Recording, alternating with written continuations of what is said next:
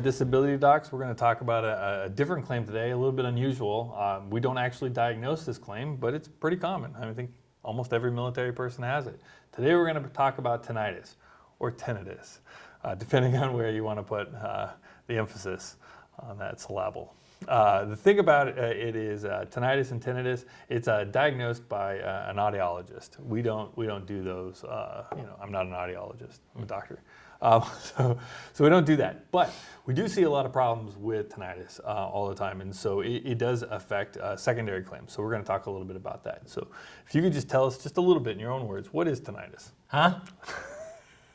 Tinnitus. So yeah, that or tinnitus, ringing in the ears, all the above.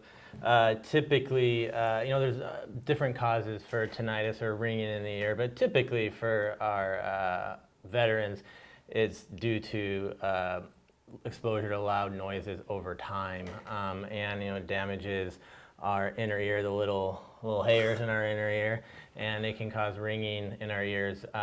And it varies from time to time, but for most people, it's underlying there all the time. But it can become louder at times. Yeah.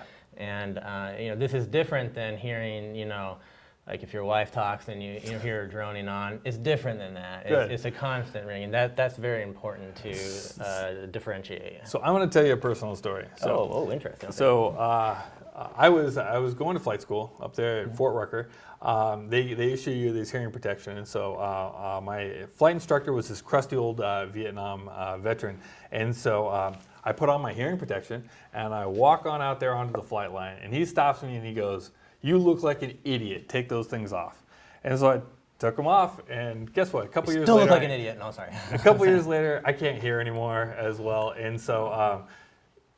Most people, especially when you talk to civilians will say when they're evaluating this, didn't the Army or didn't the Navy, didn't they give you hearing protection?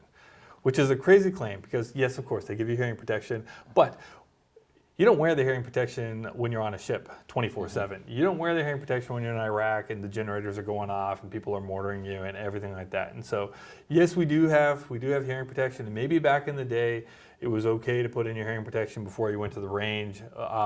But I would say that over the last 20 years with the op tempo and stuff like that, I'm seeing this all the time. Mm-hmm. You just can't protect your ears enough. And so, while we don't diagnose tinnitus, we do see a couple different claims. So my favorite claim that I see all the time, because it happens to me too, is headaches. Tinnitus will definitely set off headaches. It's pretty well known. There's plenty of medical literature out there. Tinnitus will cause migraines, will cause headaches, will cause other problems like that.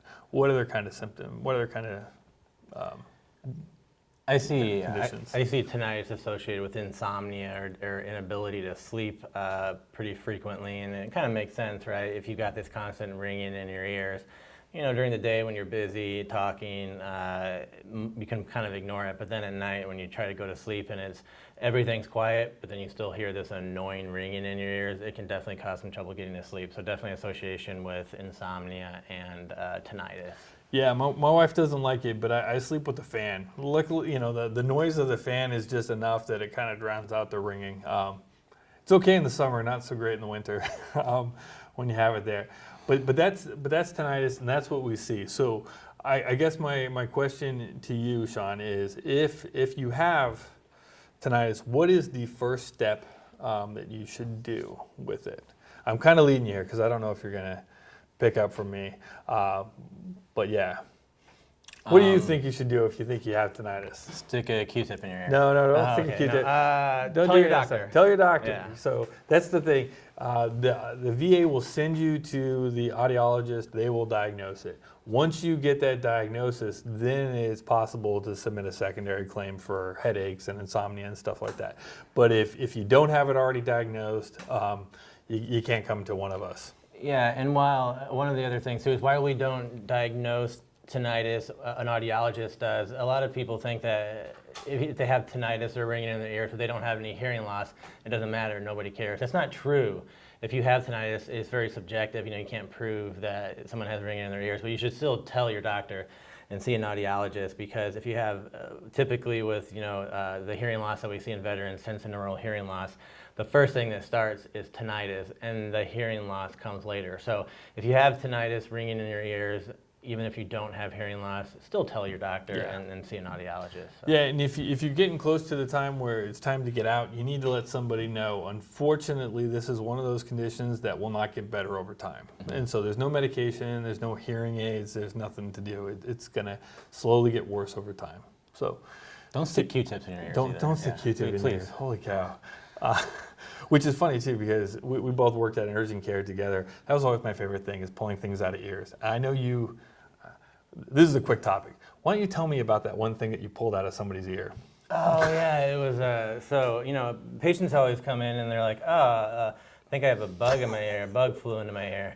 And usually I think, yeah, whatever, I highly doubt that. And I had a patient come in and they say, yeah, I think there's a bug in my ear. I was like, sure. And so I go and look in his ear, and there's something in there. I can't really tell what it is. It just looks kind of, brownish tan colored. And I go in there and I grab onto it and I pull it out, and this huge moth comes out. And then I've got it with my, holding onto it with my forceps, and all of a sudden it starts flapping his wings. This guy had a huge moth in his ear that was still alive. I'm like, alrighty then, I'm not gonna question that anymore. So. Yeah, and so that is not tinnitus. That is it's a moth in the ear. Yeah, it's a moth in the ear. It's a different diagnosis. So once again, just tinnitus is one of those things that we just wanted to talk about a little bit about it, because I don't think that most people realize that it's a contributing factor to some of these secondary causes. So we just wanted to share it with you, let you know, so that you can be a little bit more educated when you're filing your claims and doing all that stuff. Yeah. So. I think that's tinnitus. Anything else to add? I don't have anything. Yeah, so please, we're the disability doctors. Please remember to like, comment, subscribe, so we can get this out there and educate and inform more veterans. Yeah, and thanks for coming along. Thanks.